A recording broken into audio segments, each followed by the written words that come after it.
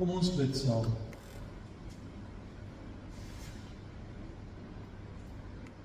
Here almagtige God, ons loof en prys U, omdat U die Here is, omdat U in beheer is. Here, juis in hierdie tyd raak ons bewus van die jagte, van die mense wat uitgaan om diere te jag. Die bedryf is vir ons goed en bring vir ons seën en ons loof U naam daarvoor. Ons loof U naam ook, Here, dat U God en Here is. Dat U in beheer is. En dat U ons raak sien en ons liefhet. Eer U naam daarvoor. Ons kom vanmôre, Here, en vra dat U ons sal raak sien soos ons is.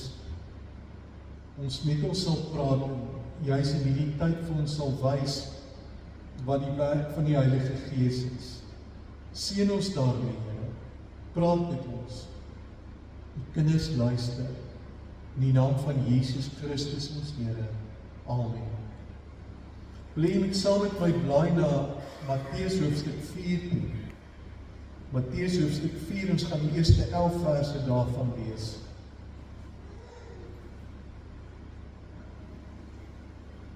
Matteus 4, van vers 1 af, die opskrif hier, die versoeking in die woestyn. Vers 1. Toe is Jesus deur die Gees in die woestyn ingelei, om deur die duiwel versoek te word. 40 dae en 40 nagte het hy niks geëet nie, en naderhand het hy honger geword.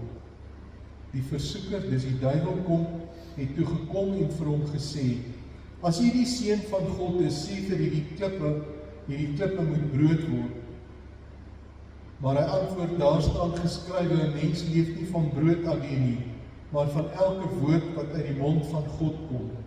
Toe neem die duiwel hom na die heilige stad toe en laat hom op die hoogste punt van die tempel staan en sê vir hom, as jy die Seun van God is, spring af, daar staan ons geskrywe, hy sal sy engele oor jou opdrag gee, en hulle sal jou op die hande dra, en jy sal jou voet nie teen 'n klip stamp nie.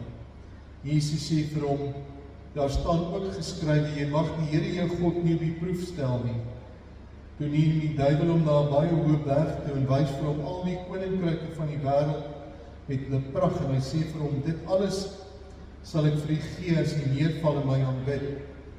Maar Jesus sê vir hom, gaan weg Satan, want daar staan geskrywe, die Here jou God moet jy aanbid en hom alleen dien. Daarna die duiwel hom met rus gelaat, daar engele gekom en hom versorg. Kan vir ons die eerste skryfie opsit asseblief?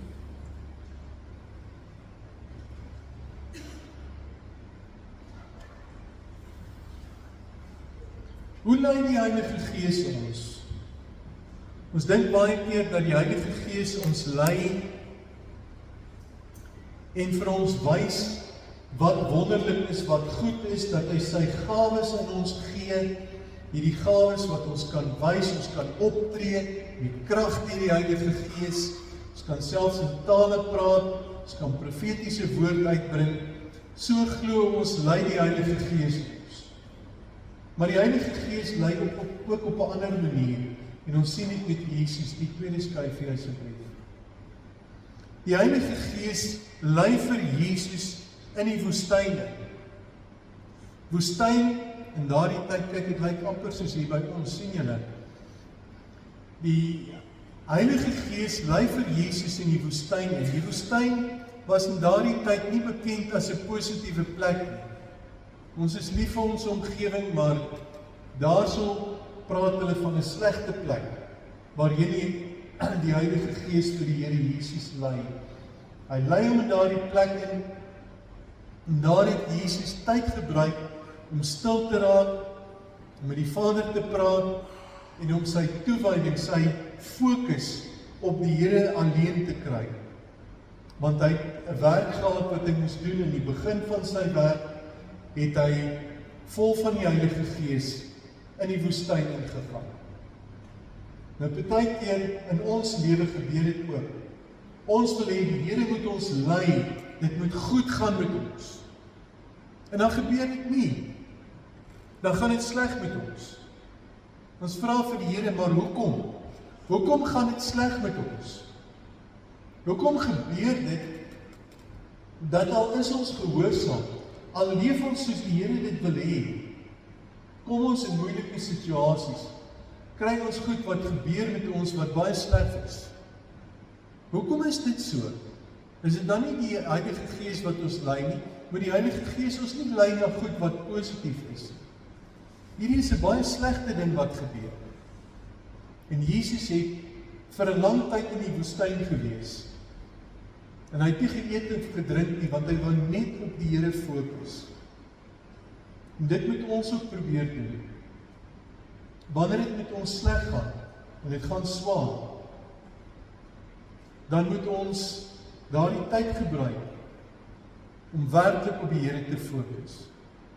Om al ons aandag aan hom te gee, sodat ons geestelik opgebou kan word. Dis die doel van die Here, hoekom hy toelaat dat ons in die woestyn in 'n slegte tyd mag ingaan. Aan die volgende skyfie asseblief. Maar die duiwel is 'n duiwel. En daarom sal hy duiwelse goed aanvang. Toe Jesus op sy moegste is en op sy hongerste is, toe kom die duiwel na hom. En hy lok hom uit. Hy lok hom uit met goed om sy aandag van God af weg te trek. Om sy aandag weg te trek van die doel hoekom hy hier op aarde gewees het. Want die duiwel wil hom wen. Ons moet onthou dat Jesus ook mens was, reg mens was. En in die woestyn het hy gegaan as mens. En hy het swaar gekry. En toe hy op sy slegste was, het die duiwel gekom. En hy het eintlik vir Jesus getuig. Hy weet Jesus is honger en hy wys vir die klip. Hy sê vir hom, maak jy die klip 'n brood, jy kan mos. Dan hoef jy nie honger te kry. En Jesus antwoord die duiwel uit die Bybel uit en hy sê vir hom, nee, dit werk nie so. Moenie dink net aan kos nie, ons moet dink aan die woord van die Here, want dit is waarvoor hy in die woestyn was. Om by sy Vader uit te kom, om nader en nouer aan sy Vader te kom. En die duiwel sê vir hom, dis nie genoeg nie. En hy sit hom op die tempel se dak neer. Hy sê vir hom, spring hier af. Want die Bybel sê, nou haal die duiwel selfs uit die Bybel uit aan.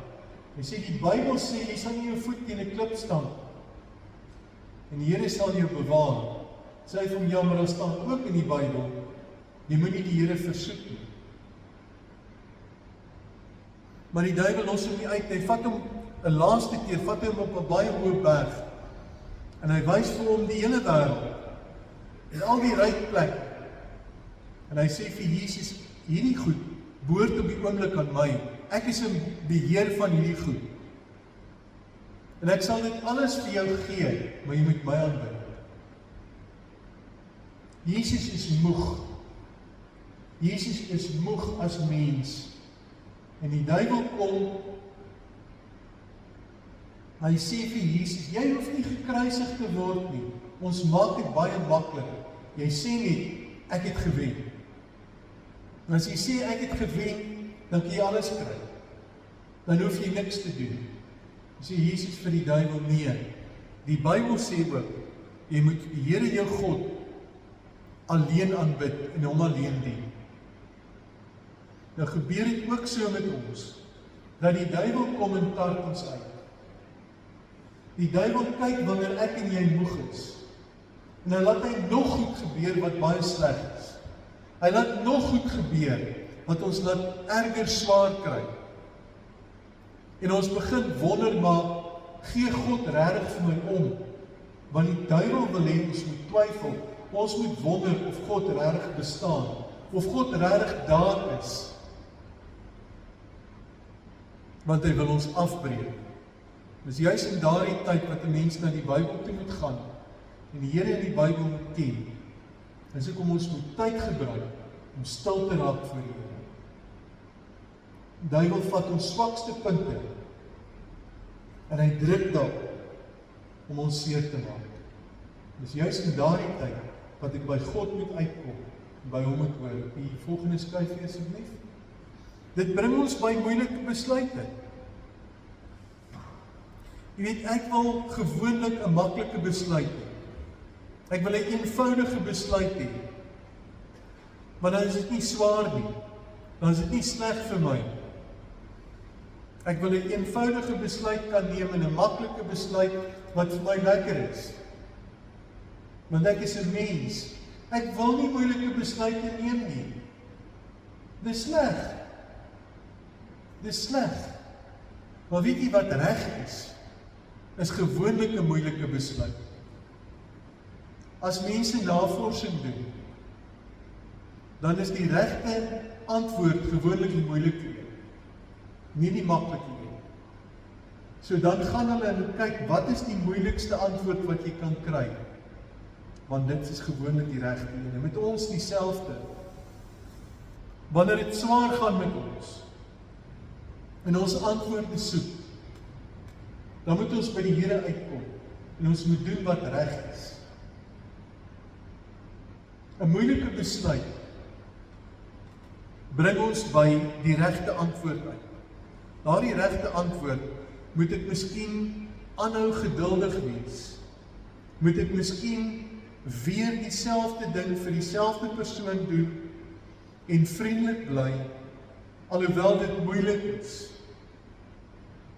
Dan is dit die regte ding wat ek moet doen. En dan gebeur iets in 'n mens as jy die regte besluit neem. Jy kry 'n gevoel binne in jouself wat jy weet, ek het die regte ding gedoen, en dan kom 'n rustigheid oor jou. As jy vinnig die verkeerde ding doen, want dit is maklik, dan wonder jy altyd na die tyd, hoekom het ek dit gedoen? Hoekom het ek die maklike uitweg gekies, want dit bring vir my probleme na die tyd? En dit is presies wat die duiwel wil hê. Hy wil hê ek moet 'n vinnige antwoord vat, 'n vinnige antwoord kies, sodat dit vir my maklik kan wees. Die Here sê nee. Nee. Ons kyk na wat is reg, al is dit swaar, sodat ek, wanneer ek daai besluit neem, daai diep vrede kan ervaar, daai diep sekerheid, van dit wat ek doen is reg. Jy al daai gevoel gekry. Jy doen iets, nie weet. Hoekom moet ek alweer die moeilike besluit neem? Maar jy weet, dis reg. Jy kry daai diep vrede in jouself. Jy weet, ek moes dit doen. Ek moes dit doen.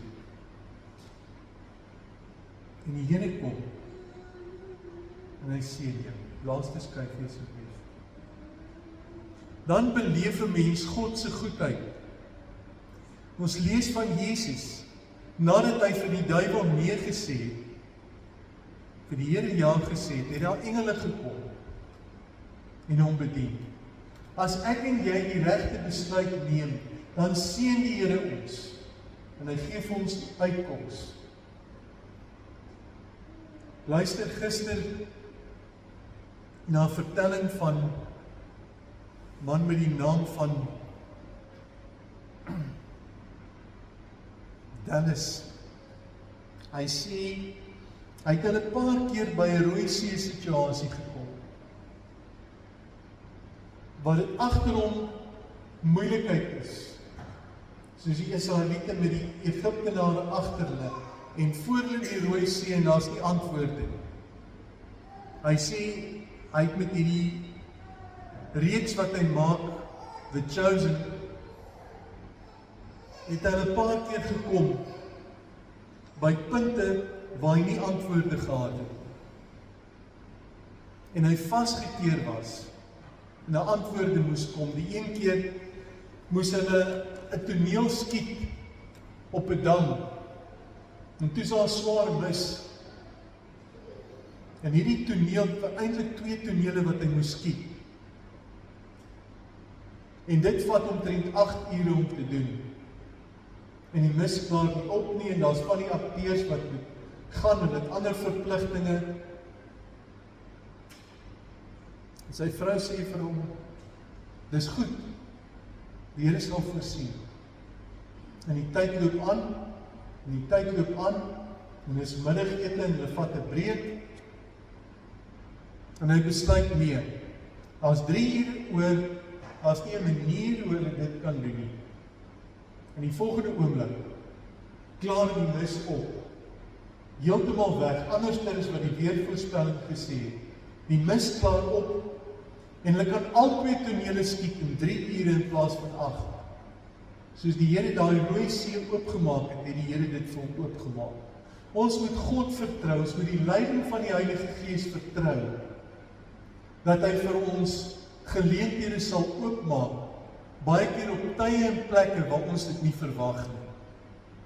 Al is dit 'n moeilike situasie, die leiding van die Heilige Gees is nie altyd lekker nie. Is nie altyd met 'n groot geraas waar mense vir my sê mooi en goed nie. Die leiding van die Heilige Gees is baie keer swaar. En dan kry ek nog die duiwel wat bo op dit kom. En dit met my nog swaarder laat gaan. Maar wanneer ek die regte doen, dan weet ek, dis wat God wil. En dan kom hy, en hy seën my. Mag die Here jou seën. Mag hy vir jou die regte deure oopmaak. Mag die Heilige Gees jou lei, al is dit deur swaar kry, mag hy jou daardeur lei, sodat jy by 'n positiewe punt mag uitkom. Mag jy beleef, dis regtig God. Mag hy jou bewaar van die bose, en dit gebeur so maklik, dat 'n mens val daarvoor. Ek is nie moeg. Ek wil net die maklike doen nou. Ek het nie krag nie, en ek sien nie kans vir die moeilike nie. Maar dan moet ons luister. Ons moet die duiwel weerstaan, sê Jakobus vir ons. En hy sal wegvlug, soos hy met Jesus gedoen het. En dan sal die Here kom, en hy sal ons sien. Ons raak stil voor die Here.